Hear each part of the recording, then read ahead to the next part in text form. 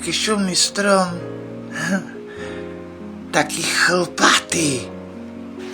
Wow. Patrz tam, mor, to kto? Teraz ju zrúbem. Co ci jebe, mor, však ani ju neznaš, človeče. No a co, pójdę tam a proste roztaraniem na niu šaty. Думаš, že bude trímať? Musi. O, videla nás. Hej, Ahoj. Ach to piči. požet. Hej. Teta, pomoc. Co je, co tak rýčiš, jeba nemáš? Tam nejakí chlapci chceli me púkať. Jakí chlapci ošalelaši? Hej, teto, nechoro, tu mám, neveríš mi, tam mi stala a oni na mne patreli. Zaujímavé, čekaj, nedomáš náhodou tých dvoch, co tam stoja? Hej, a to kto?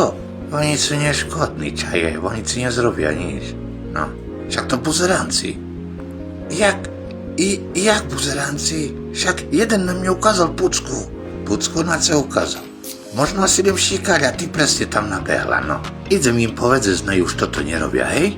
Jujte to, čekaj, aby ich nešíkajú, no a mne toto nevadí. A odrazu ci už nevadí? Nie, teto, ale tá sama si povedala, že sú buzeranci a že sú neškodní, no tá co už? A keď sa nabere, teto nič mi nezrobia, mladí sú. Chceli len šíkať.